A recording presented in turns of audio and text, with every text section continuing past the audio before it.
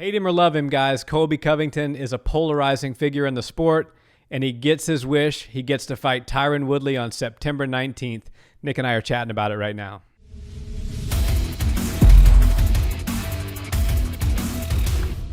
What's up, Barnhill family? Welcome back to the channel. Well, Nick, you get your wish. Colby Covington's back at it again, this time against Tyron Woodley. Oh, man. And, it's been since December of last year that we got the Colby Covington show, and obviously he still makes headlines here and there. And if you follow his Instagram, you get your daily or weekly dose of Colby. But there's nothing like a Colby Covington fight week. I mean, he is one of those polarizing characters in the sport that for me is can't miss TV. And I get the gimmick, I get the whole shtick that he's running. A lot of people don't, and a lot of people hate his guts, and that. Part of it is why I like him so much. Yeah, he's certainly such a polarizing figure, and he does a lot of it, I think, intentionally to bring about excitement. I think he took a page out of Chael Sonnen's book. We all know how close he is with Chael, and that is to say that if you want to make it in this industry, be a slightly elevated version of yourself. Right. Don't try to be something you're not. We saw in the early days, don't try to be Conor McGregor. Don't try to be Floyd Mayweather. Be who you are. Be genuine, but be an elevated version of yourself. Right. Colby, I think, took that and cranked it up all the way to 11 or 12. But, absolutely. The thing is, if you put all of Colby's antics, the political rants he does, the strippers, all of that aside, and you look at him as a fighter, he's one of the most skilled fighters in the UFC. Yeah. And you saw that against Kamaru Usman, even though he came up short in that fight. Yeah, I would say those two guys right there are the closest matched champion and contender that the UFC has right now, like going for each other. I think that Colby Covington is still the number one contender at welterweight, and I think that Kamaru might be the most dominant, besides Khabib, maybe, champion in the UFC. It's certainly 1A and 1B at welterweight, and I wish that fight hadn't have ended in a stoppage, because I think we would have been more inclined to see an immediate rematch. But that said, I mean, the Colby versus Tyron fight is a fight that he's been calling for a long time. He's been getting under Tyron's skin since back in the day when Tyron was the champion. And I see this being a good fight. I think this is going to be a good matchup. The question is Colby just a bit too skilled for what seems to be an aging Tyron Woodley? I don't want to say that he's far and above more skilled than Tyron, because obviously they're both some of the highest level fighters in the world. But I think there's a hungriness. Yeah. I think Colby has that hunger still in him, and he has climbed so damn close to the top. I think we can call him a champion, safe to say, but everybody knows there's like a little asterisk when you're the interim champ, and he wants to take that real title and run with it, and Tyron has already done that. And I don't want to take anything from Tyron, because I still do think that he's a skilled fighter and a problem for pretty much everybody in there. But in his last few fights, he seems like he's a little bit mentally checked out in some situations, and like he almost just like, get me out of here. I don't know. Yeah. I hate to disrespect him because he's a former champion, such a stud, but that vibe kind of comes off for me. Yeah, well, he's 38 years old, and I think that's what a lot of people don't realize is Tyron's in such good shape that he doesn't look like a 38-year-old. You just assume he's like in his early 30s. So he's approaching that 40 mark very quickly. He is still, as you said, extraordinarily skilled, but there's some just absolute savages at 170. Gilbert Burns, Colby, Usman. We have the new Russian blood. It's Khamzat Chimaev in 2 more wins. If he can do them back to back like that again, we're talking about a new contender. Yeah, absolutely. So Tyron is, not to take anything away from him, but I just don't think he's at the top of the pack anymore. Yeah. He's one of those fighters that he was so dominant for so long, and this has got to be hard for a fighter when you're dominant for so long over so many title defenses. Then you get dethroned, and then you see this wave of guys come up in the pack behind them, and you kind of get a little bit left behind the pack. So you have the new king and the worthy contenders, and then you're just kind of right behind the worthy contenders. Right. And I think that's where Tyron sort of finds himself right now. I see a lot of ways for Colby to win this fight. I don't see a whole lot of ways for Tyron to win this fight other than to just catch Colby with a powerful shot. We know he's got powerful hands. How do you see this kind of playing out? So yeah, I think you're right. If we're going off of his last performance, he seemed kind of gun shy, and he never really pulled the trigger at any moment. Obviously Tyron Woodley has some of the most powerful hands in striking in all of MMA, especially pound for pound and per capita. But he doesn't seem like he's letting any of these big strikes off. And in his last match, was that Gilbert Burns? Yes, yeah. It was one of those things where it just seemed like this hungry, endless gas tank monster was just coming at him and pressuring him, and he could never get ahead. And when he did get up off the ground, or when he did kind of find some space, he didn't let go of anything. And Colby's going to do something very similar to what Gilbert Burns did, which is going to pressure. And I personally think that Colby and Kamaru Usman's styles are very, very similar. And I think that's a trouble matchup for Tyron Woodley. The thing in the Gilbert Burns fight that was really a red flag to me, because I expected from the beginning that Gilbert was going to be the more powerful, more pressure forward, accurate striker, was that Gilbert got the better of a lot of the wrestling exchanges too. And Gilbert's not known.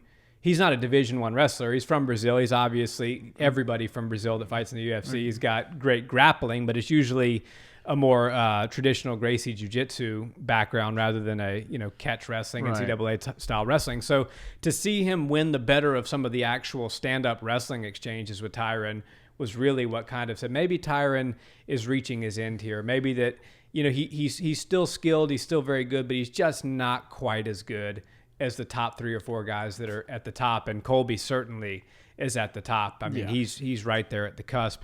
One of the things about Colby that we had just spoke about this with Frankie Edgar is that Colby is an absolute master at peppering you with light shots and then mixing in the power. But he weaponizes pace, as Chael Sonnen says. He's got such an incredible gas tank that he literally can start throwing punches from the second the bell rings and not stop until 25 minutes later. Yeah. It's an incredible skill that he has, and he's able to really mix in the punches with his grappling. He's coming at you, double jab, 2 power hook, and then he's to the body and another power hook to the head, and then he shoots for a double leg, and then you just got rattled, and now you got to think about the double leg that he's going for. And he does a really good job at describing, or excuse me, I lost the word I was looking for there. Disguising, not describe, disguising his tongue-tied his wrestling into his boxing and his striking. So I think that Tyron's going to have to do something pretty amazing to win this fight. Yeah, and Colby, like you said, he's probably the master until last night's fight with Frankie Edgar. I would say he's by far the best at the 70% or 50 to 70% peppering shots and then mixing other things in like power shots and takedown attempts and stuff like that. Now we've got a contender in Frankie Edgar at doing that, in my opinion. But Colby is so, one of those things that he does so well is when it comes to these just pressure up against the cage. And it's not like when we see Khabib pressure people up against the cage, because he largely likes to get you to the cage, take you to the ground. Yeah. Colby is totally fine with taking you up to the cage and leaving you there. And it's not like a full clinch that's boring to watch. He throws those shots in. He'll go for a takedown attempt, and it might just be something to throw in there to keep you on your toes. And then he goes back to some more striking. Then he goes to a positional thing where he's got overhooks or underhooks, and he's just kind of controlling your body, exhausting you, which from grappling class, that's very exhausting. And people always say, "Oh yeah, he doesn't punch with any power. He just throws these shots." Go find a heavy bag and try to hit it for 5 minutes straight like Colby does at about 50 to 70%. It's actually harder than every 10 or 20 seconds throwing a power shot and just giving like a couple jabs in between. It is very hard. He's always moving his feet. He's always changing levels. He's always pressuring. And I think that's one of his greatest weapons. And I think it's going to be a big problem for Tyron. With Colby, it's volume and accumulation. He finishes you with just pure overwhelming volume and accuracy. So he's not the guy that, like we saw with Sugar Sean O'Malley in his fight before Chito Vera, just walk off KO, or, a Conor McGregor or Israel Adesanya, where you see, man, this guy just like slipped this beautiful, perfectly timed punch out of nowhere as a counter shot and into the show. That's not Colby. Colby comes forward and he just beats you up with volume. And that's how he wins fights. And he does get the finishes sometimes, and he gets the finishes just by sheer overwhelming volume. Yeah, I mean, he's a stud, and that's just part of his game plan, is not going out there and relying on one-punch knockout power. Obviously, he has it at the top of the heap, and all the divisions in the UFC have it. But not everybody can say they have that pace like he does, and they're able to use it like he does. I'm so excited for this one. And just like Derek Lewis, I always hope so badly that people like Derek Lewis, people like Colby Covington, obviously the Conor McGregors of the world, those types of guys win, so we can hear them post-fight on the microphone with Joe Rogan or whoever's holding the mic for their questions, because you're going to get some gold. You're going to see it on ESPN the next week, and you're probably going to get a great call out. Yeah, well, I think if Colby Covington wins this fight, there's zero question who the call-out's going to be. Oh, yeah. Kamaru Usman. Marty? Oh, yeah. Do you think that if he gets past Tyron, well, this might even just be a dumb question. If he gets past Tyron in convincing fashion, is there any way he doesn't get Usman next? No, and I think that a lot of times we see fighters hold out, and they'll be as bullish to say, oh, I'm not fighting again until it's for the title, and then everything just sort of passes by. There's the next weekend, there's another card or another fight in your division, and then something more dramatic happens, or even if it's not as good of a knockout or convincing, it happens more recently, or it's more fresh in people's minds, and then that person gets the jump on you, and then you're just stuck in the mud. And you said something where you stuck your heels in the ground and said, I'm not fighting until it's for a title. Well, now you got these guys who just jumped in front of you. So I do think it's smart to not say I'm not fighting again until the title. But in Colby's case, I do see him winning against Tyron in convincing fashion.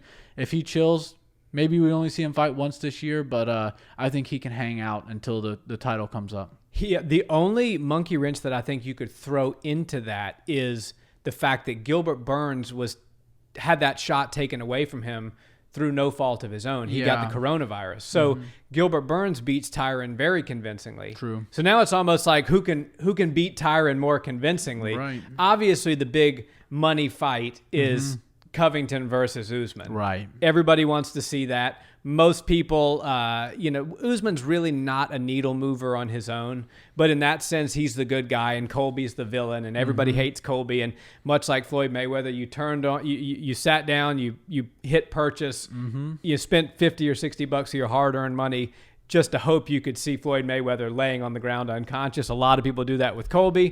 He's must-watch TV whether you like him or you hate him. But Gilbert Burns, like I said, he beat Tyron extremely convincingly.